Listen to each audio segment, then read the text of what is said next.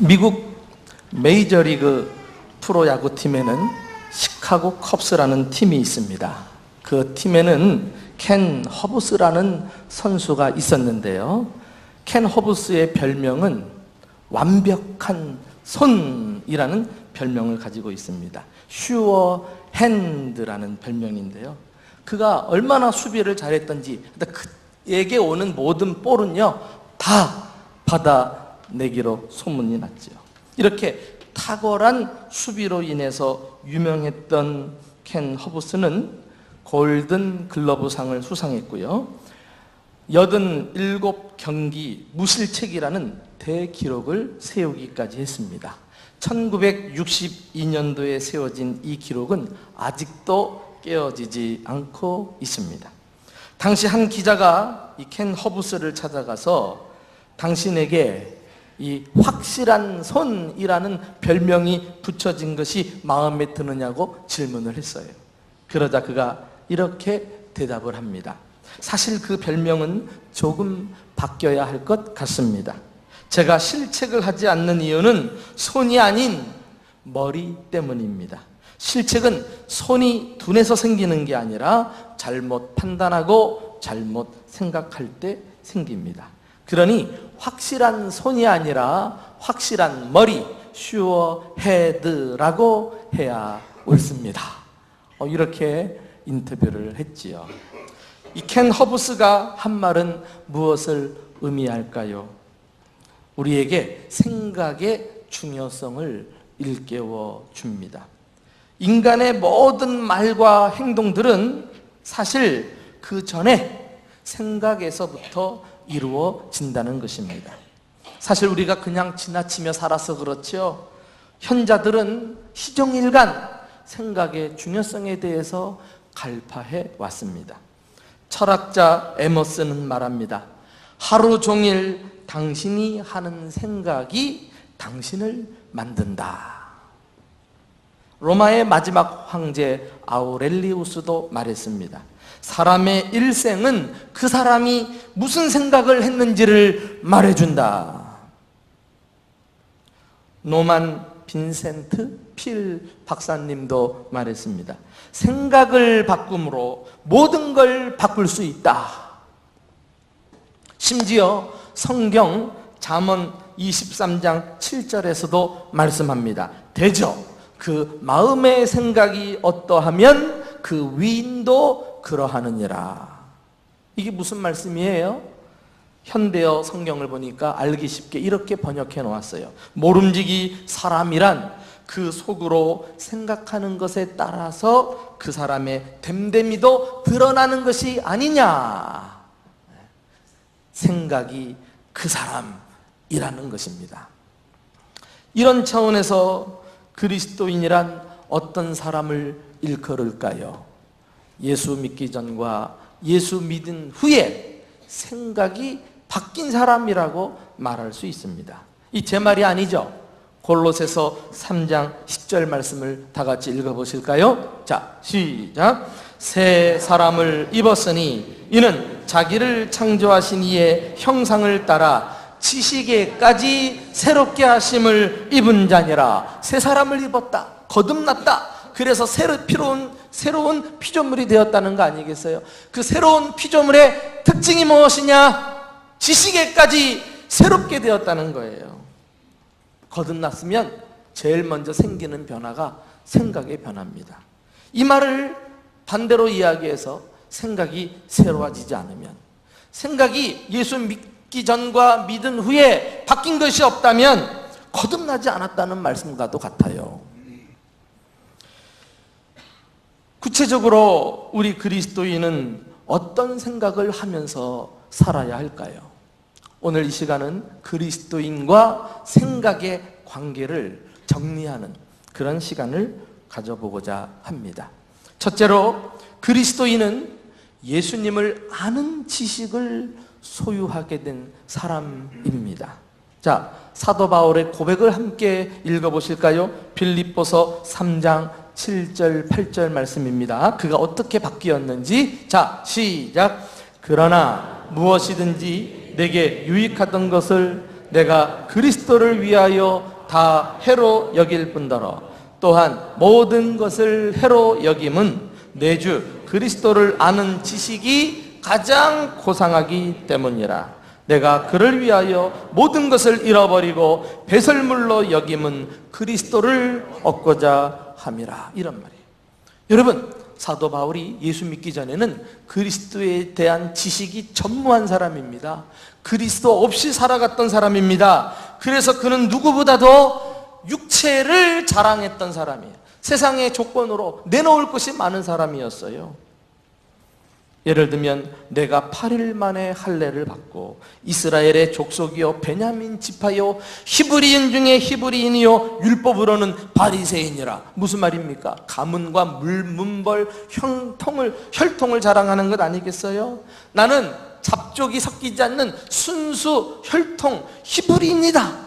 그 중에서도 베냐민 지파요 또 바리새인이다. 유대인들 중에 가장 열심히 특심한 그런 계파라고 자기를 소개하고 있어요. 뿐만 아닙니다. 열심으로는 교회를 박해하고 율법의 의로는 흠이 없는 자라. 그리고 그가 누구에게서 배웠으며 그가 얼마나 실력이 뛰어난 사람인지를 막 곳곳에서 자랑하고 있어요. 그러나 거듭나고 보니까 지금까지 자랑했던 거, 이 세상의 자랑거리가 다 무의미한 것이 되었고요. 오로지 예수님을 아는 지식이 가장 고상하고 가장 가치 있다는 사실을 깨닫게 되었습니다. 그 결과 어떻게 되었습니까? 지금까지 소중하다고 붙잡고 살았던 거 다 잃어버려도 아깝지 않을 정도가 되었어요. 심지어 자기 자신이 적극적으로 그런 것들을 배설물처럼 내다 버리기까지 합니다. 왜요? 그렇게 할 때 예수님을 더욱 얻을 수 있기 때문에, 소유할 수 있기 때문에. 이렇게 가치가 바뀌어버리니까 예수님을 최고의 가치로 여기고 다른 모든 가치는 쓰잘데없는 것처럼, 아무것도 아닌 것처럼 여기는 사람으로 바뀌게 되었어요. 여러분에게 이런 변화가 찾아오셨습니까? 예수님을 아는 지식이 가장 고상해서 예수님 한 분만으로 만족하며 살고 계십니까? 예수님을 아는 지식을 가지게 되면 적어도 내 생각 속에서 세 가지 가치관의 변화가 찾아와요. 반드시 있어야 돼요. 첫째는 물질관이 바뀌어요. 물질관이. 이전에는 재물이 삶의 주인이었습니다. 그러나 이제는 재물은 삶의 수단이고 주인은 예수님으로 바뀐 거예요. 이전에는 재물을 모으는 데만 급급했습니다. 그런데 이제는 이 재물을 주님의 나라를 위해서 쓸 줄 아는 사람이 된 것이죠. 얼마나 이 물질 가지고도 저 사람이 참으로 거듭난 그리스도인인지 아닌지를 우리는 단번에 알 수 있는 그런 시금석이 될 수 있어요. 둘째는 행복관이 바뀝니다. 이전에는 세상에서 성공하고 출세하고 돈과 명예를 얻는 것이 행복인 줄 알았어요. 그런 것들을 쫓아 살았어요. 그런데 이제는 나 같은 죄인이 예수님의 공로로 죄사함 받고 구원받게 된 것, 이것을 깨닫게 되니 이게 가장 큰 행복임을 알게 되는 변화가 나타나요. 영어 찬송가에 Everything is change, 모든 것이 변했다라는 찬송가 제목이 있습니다. 이 찬송가가 우리 한글 찬송가에도 들어왔는데요. 찬송가 421장. 내 제사함 받고서 제사함 받아 나의 모든 것이 변했네. 지금 찬송은 이렇게 되어 있는데 사실 예전에 우리가 불렀던 찬송가 가사가 원 가사에 더 가까워요. 어떻게 되어 있습니까? 내 제사함 받고서 예수를 어떻게? 안뒤. 왜 이 가사를 바꿨는지 몰라. 그러니까 가사 바꾸는 사람이 국문법은 잘 알아도 이 신학적인 배경이 없는 사람들이 문법적으로만 뜯어 고쳐서 너무 부르기가 어려운 곡들이 많아. 죄사함 받고 예수를 알면 마치 내 삶이 천국길을 가는 것처럼 행복하기 그지없는 줄로 믿습니다. 지금 내가 가는 길 천국길이요 주의 피로 내 죄를 씻었네. 다 같이 나의 모든 것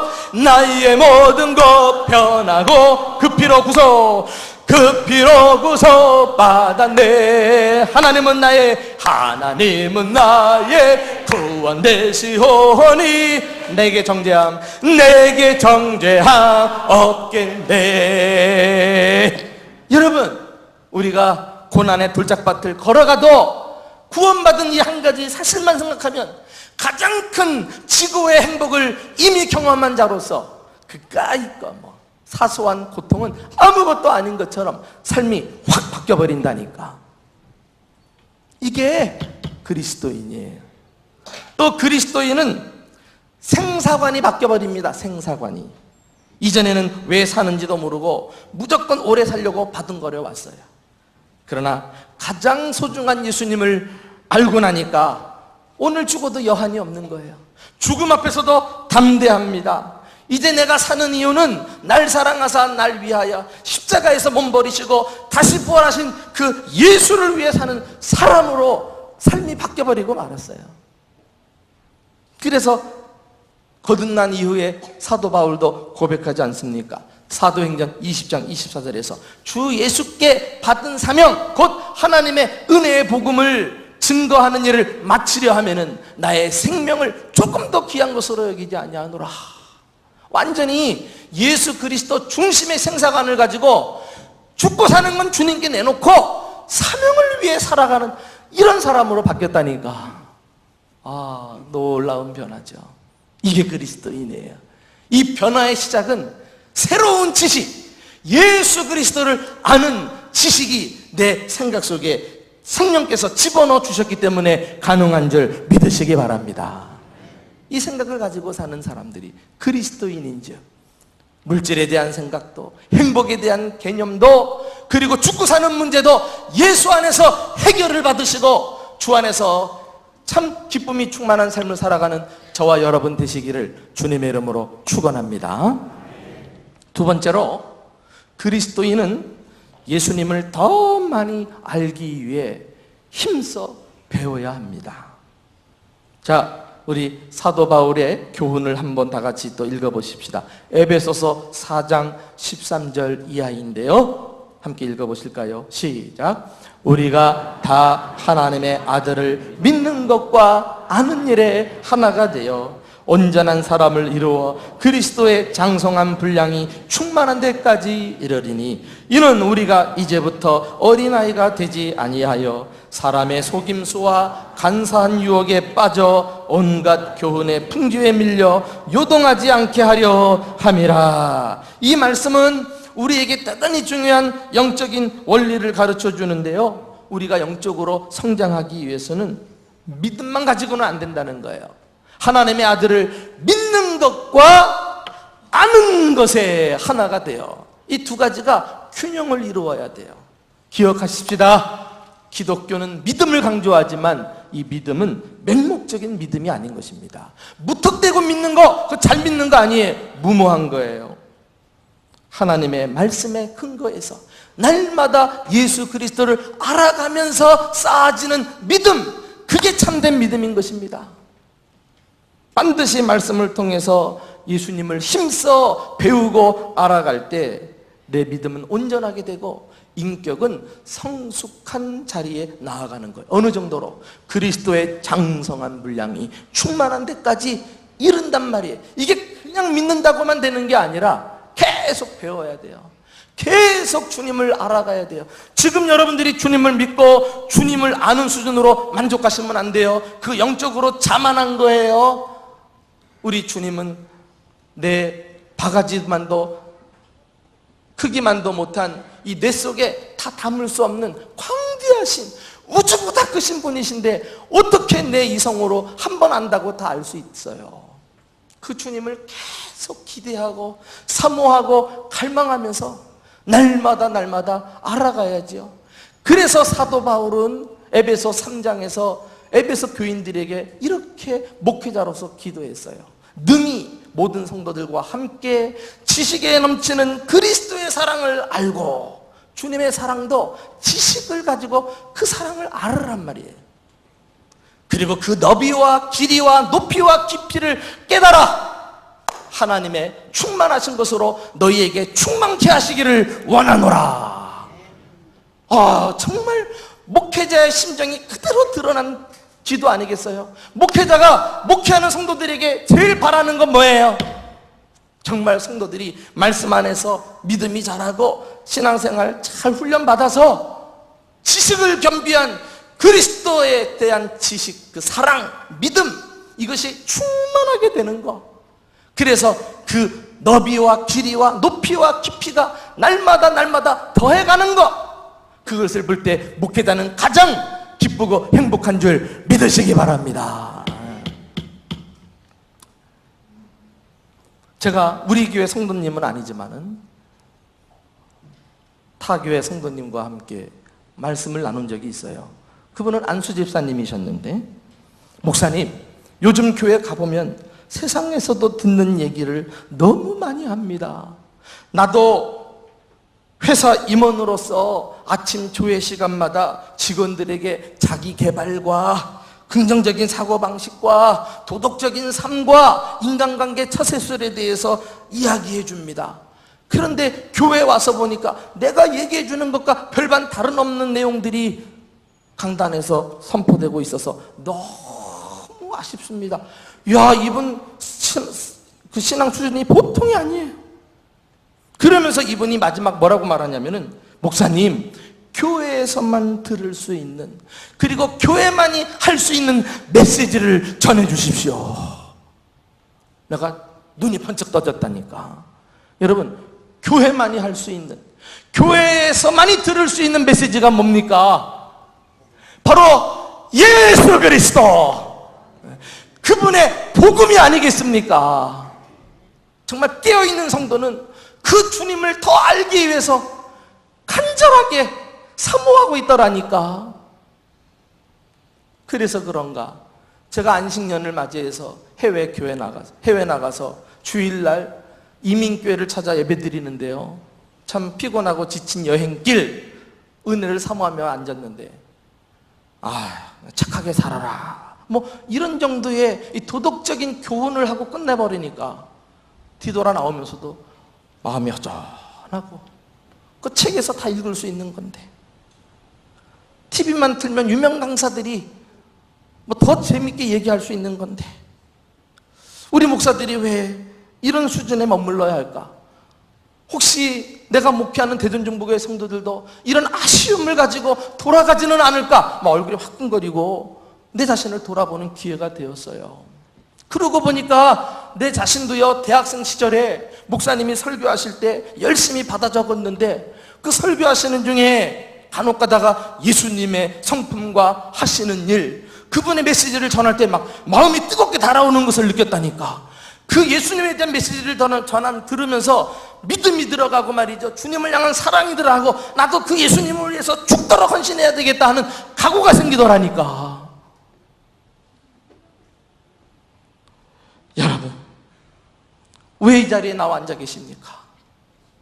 내가 주님을 아는 지식이 부족한 줄 알아서 현재 수준으로 자만하지 않고 계속해서 힘써 배우기 위해 나오신 줄 믿으시기 바랍니다. 목사도 강단에서 예수 그리스도를 힘있게 증거해야 되겠지만, 여러분 자신도 주님을 사모하면서 나오세요. 예수님을 들려주세요. 예수님의 말씀을 들려주세요. 그 소망이 있어야 돼요. 저는 부모님이 5남매를 낳으셨는데, 우리 어머니께서 교회나 어느 순서에 나가서 부를 수 있는 가족창을 하나 우리가 배워가지고 그걸 늘 같이 불렀던 기억이 나요. 소프라노부터 베이스까지 다 파트별로 맡아가지고. 그때 부른 노래가 뭐냐? 난 이 노래 부를 때마다 정말 가슴이 떨려요. 주 예수 크신 사랑 또 들려주시오. 나 항상 듣던 말씀 또 들려주시오. 막 성도들이 예배당에 예배드리러 나오는 모습 보면은 또 들려주세요. 다른 말씀 말고 세상에서도 들을 수 있는 말씀 말고 주 예수의 사랑, 주 예수의 복음, 주 예수의 은혜의 말씀을 들려주세요. 그런 열망을 가지고 나오는 것 같은 이런 마음이 있어요. 그 후렴이 참 뜨겁죠. 나 항상 듣던 말씀, 나 항상 듣던 말씀, 주 예수 크신 사랑 또 들려주시요. 네. 여러분, 우리가 예수 그리스도를 더 깊이 알아가고 더 배워야 될 이유가 있어요. 그것은 우리 믿음이 장성한 분량에까지 성장하려고. 내 지식이 딱 멈춰버리면은 나는 영적 어린아이 수준으로 머물고 말아요. 이는 우리가 이제부터 어린아이가 되지 아니하여 사람의 속임수와 간사한 유혹에 빠져 온갖 교훈의 풍조에 밀려 요동하지 않게 하려 함이니라. 여러분, 신앙도 어른 신앙이 있고 아이 신앙이 있다니까. 이거 신앙생활 오래 한 것하고는 관계가 없어요. 내가 어떤 직분을 갖고 있느냐는 관계가 없어요. 지식 안에서 열심히 배우고 그래서 예수 그리스도를 알아가는 지식이 넘치지 않으면 영적 어린아이예요. 이런 사람은 스스로 올라설 수 없어요. 늘 남이 보살펴줘야 돼.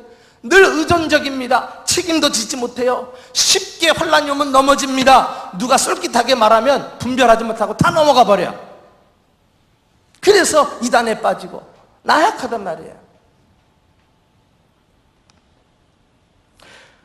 사랑하는 교회 여러분, 우리 대전중보교회는 주 예수 크신 사랑 또 들려주세요. 그 주님의 아는 지식으로 충만하기 위해서 모일 때마다 말씀을 배우고, 그래서 장성한 분량에 이르는 성인신앙을 가지고 날마다 승리하는 저와 여러분 되시기를 주님의 이름으로 축원합니다. 마지막으로, 그리스도인은 예수님을 항상 생각하면서 살아야 합니다. 그리스도인은 예수님을 알아가기 위해 힘써 배울 뿐만 아니라 더 나아가서 항상 예수님을 생각하면서 살아야 돼요. 한시도 예수님을 잊어서는 안 돼요. 예수님께 대한 생각으로 가득 차야 돼요. 그것이 이제 오늘 본문인 히브리서 3장 1절 말씀에 나오죠. 우리 한번 다 같이 함께 보겠습니다. 자, 시작. 그러므로 함께 하늘의 부르심을 받은 거룩한 형제들아, 우리가 믿는 도리의 사도이시며 대제사장이신 예수를 깊이 생각하라. 그냥 생각이 아니죠. 깊이 생각하래요. 이 깊이 생각하라는 것은 예수에게 우리 생각을 고정시키라는 말이에요. Fix our thought on Jesus. 흐트러진 생각을 다 불러 모아가지고는요, 예수에게 딱 붙들어 매두라는 거예요. 그래서 생각이 허망한 데 빠져버리고 여기저기 분산되지 않도록 딱 예수님만을 깊이 생각하면서 머리에 예수로 가득 채워야 한다는 것입니다. 이게 그리스도인이에요. 이게 그리스도인이에요. 우리가 예수님을 깊이 생각해야 될 중요한 이유가 있어요. 마귀의 공격으로부터 우리 생각을 지키기 위해서입니다. 생각은 마귀가 좋아하는 영역이에요. 그는 우리를 넘어뜨리기 위해서 우리 전체를 공격 대상으로 삼지 않고 생각을 노려요. 생각을. 왜? 생각이 그 사람 자체니까. 생각만 장악하면 자기 뜻대로 움직일 수 있으니까.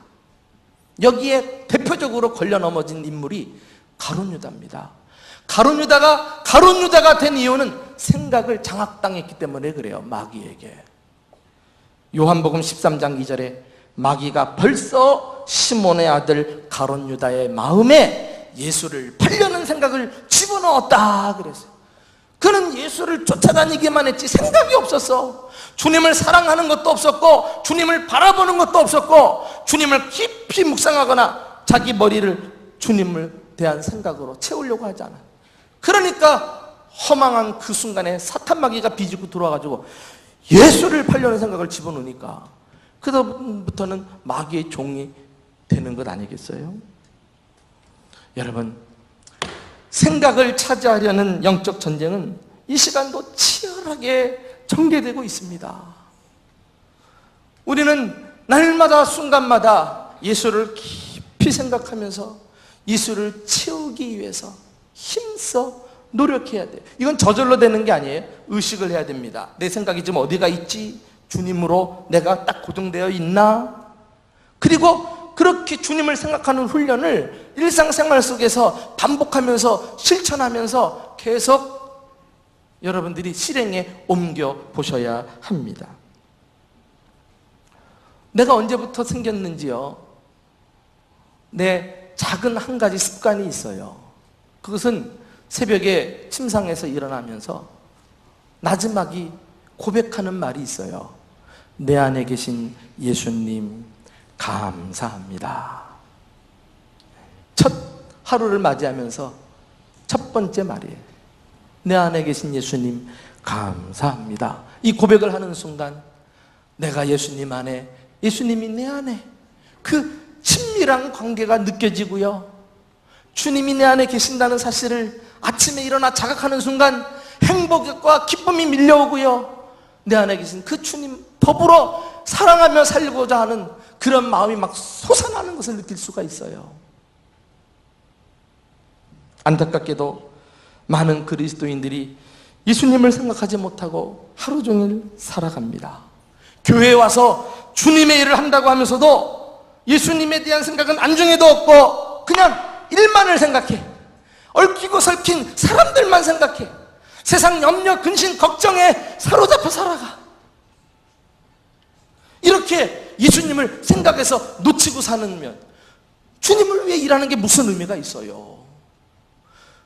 그 주님을 놓쳐버릴 때 주님은 더 이상 내 삶에 영향력을 끼치지 못하게 되는데 어떻게 그것이 그리스도인이라고 할 수 있을까요?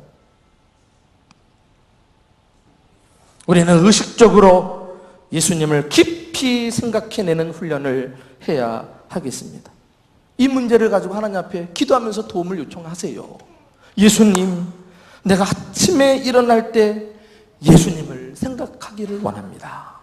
식사 때마다 주님을 생각하기를 원합니다. 사람들을 만날 때도 예수님을 생각하기를 원하며 내가 고통당해 누워있을 때도 제일 먼저 예수님이 생각나기를 원하고 내가 혼자 조용히 쉬고 있는 순간에도 예수님을 생각하기를 원합니다. 이렇게 기도도 하고 다짐도 하면서 생활 속에서 계속 실천해 보세요. 그리고 실천한 것을 짧은 글이지만 하루하루 일기를 쓰듯이 기록을 해보세요. 내가 이 순간에는 예수님을 기억해내고 예수님과 함께 동행하며 살았다. 이런 간증거리들을 하나하나씩 늘려가면서 글을 쓰게 되면요, 나도 모르는 사이에 내 삶에 놀라운 일이 일어납니다. 날마다 예수님을 완전히 습관이 돼가지고 예수님을 생각하게 되면서 함께 하시는 예수님의 능력을 경험하는 놀라운 사람이 되어가는 것입니다. 실제로 한 여자 성도가 예수님을 생각하는 훈련을 하면서 자신에게 일어난 변화에 대해서 일기를 쓴 글을 책에서 본 적이 있어요. 제가 그 한 토막을 여러분들에게 소개해 드립니다. 한번 여러분들도 적용해 보시죠. 12월 28일, 오늘은 두 아들이 방학하는 날이다. 아이들은 뛸 듯이 기뻐했지만 엄마인 나는 말할 수 없는 걱정이 몰려왔다. 이제 이 아이들과 44일간의 대장정을 어떻게 헤쳐나갈까? 게다가 하루 종일 예수님을 생각하면서 지내기로 결심하지 않았던가? 과연 이 아이들과 함께 생활하면서 그 결심을 잘 지켜낼 수 있을지 염려가 앞섰다. 그런데 늦은 밤 지금 일기를 쓰면서 오늘 하루를 돌이켜보니 방학 첫날부터 정말 기적 같은 일이 내게 일어났다. 아이들과 전쟁 상황이 벌어졌는데도 나의 익숙한 고성과 잔소리가 사라져버린 것이다. 작은 목소리로 타이르거나 야단칠 일도 욱하는 마음을 참고 지나갔다. 나는 계속해서 예수님만 생각하고 예수님께 집중하다 보니 아이들이 호사를 누리는 날이 되었다. 큰 아들이 여느 때와는 다른 엄마의 모습을 보고 물었다. 엄마, 그 일기 언제까지 쓸 거예요? 예수님을 생각하면서 일기를 쓴 첫날부터 정말 놀라운 일이 이 가정 가운데 벌어진 것입니다. 이 가정뿐만이겠습니까? 저와 여러분도 예수님만 생각하고 산다면 그 자체가 놀라운 기적이 아닐까요? 사랑하는 교우 여러분, 생각은 너무 중요합니다. 무엇을 생각하느냐가 바로 그 사람의 됨됨이를 보여주기 때문입니다. 그리스도인은 예수님을 아는 지식을 소유한 사람입니다. 그리고 예수님을 더 알기 위해서 부지런히 힘써 배우는 사람입니다. 그리고 더 나아가서 예수님을 항상 생각하면서 사는 사람입니다. 예수를 깊이 생각하십시오. 24시간 날마다 예수님만을 생각하면서 그 주님과 기쁨 찬 삶을 살아가는 저와 여러분 되시기를 예수님의 이름으로 축원합니다.